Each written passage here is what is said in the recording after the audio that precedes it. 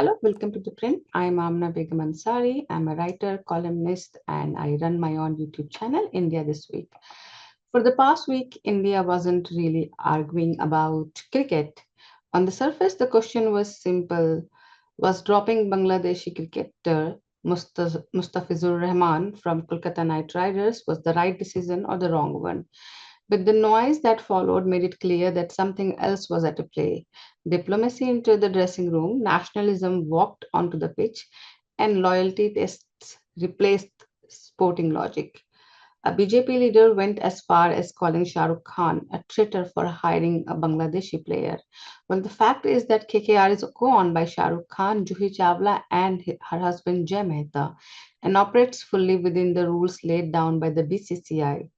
Bangladesh also responded by banning IPL broadcast and announcing it would not play its T20 World Cup 2026 fixtures in India, citing concern for players' safety. One franchisee decision spiraled into a diplomatic standoff. What should have remained a sporting call turned into a referendum on the patriotism and borders. There is a crucial difference here that seems to have been deliberately blurred.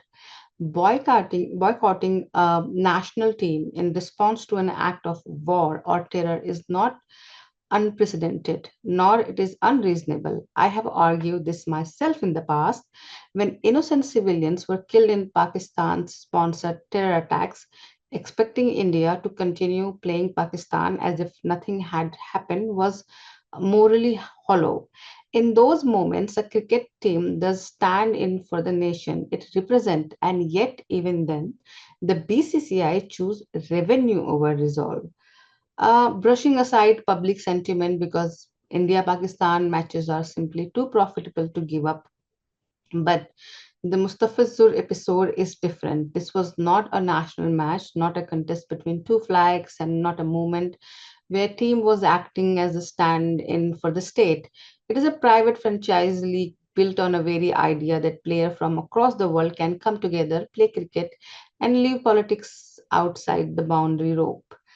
The Rahman was not representing Bangladesh. He was representing Kolkata, no differently from the many overseas players who have won Indian franchise jersey over the years.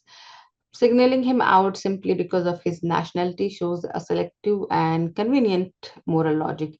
And if national interest, atrocities on minorities, and injustice are truly the yardstick, then consistency would demand far tougher and more uncomfortable choices that BCCI has repeatedly avoided making. What makes this even more baffling is the timing. Just a week ago, India was sending a very different signal. External Affairs Minister Jai Shankar traveled to Dhaka to attend the funeral of Khalida Zia, Bangladesh's first women prime minister. A gesture widely read as an attempt to study fraying ties and open a new chapter in the relationship.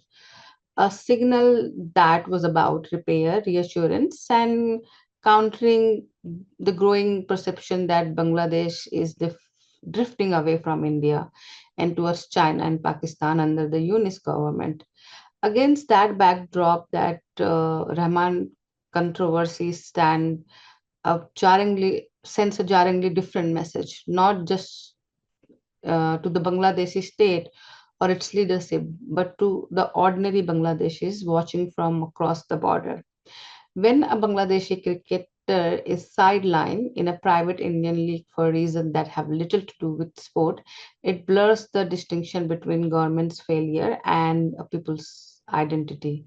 That is not how mature democracy build influence, it is how they lose moral ground and strategic leverage at the same time. This does not mean India's concerns are illegitimate. The UNIS government has failed on many fronts, most seriously in protecting minorities, especially Hindus, who have increasingly come under attack. Remark like calling India's northeast state landlocked were not just careless but worrying in a region where geography, trust, and cooperation are deeply linked. India had every reason to protest, and it did so rightly. India's concern for the safety of minorities in Bangladesh or the political choice of leadership are battles that have to be fought through diplomacy. pressure and principled engagement, not by turning individual athletes into collateral damage. Otherwise, we end up doing precisely what we claim to oppose, feeding resentment, hardening identities, and making it easier for anti India voices to argue that New Delhi does not distinguish between government and its people. In the run, this kind of symbolism costs far more than it ever gains. At the same time, Bangladesh seems to be overlooking an important truth. India has consistently been its most reliable neighbor, from the neighborhood first policy to the economic support and humanitarian help. India has stood by Bangladesh in difficult moments. Instead of repairing a strained relationship, the Yunus government has chosen to escalate tension by banning IPL broadcasts and withdrawing from the World Cup in India. This kind of decision may score point at home, but they damage long-term ties. The attack on Shah Rukh Khan only make this episode more disappointing.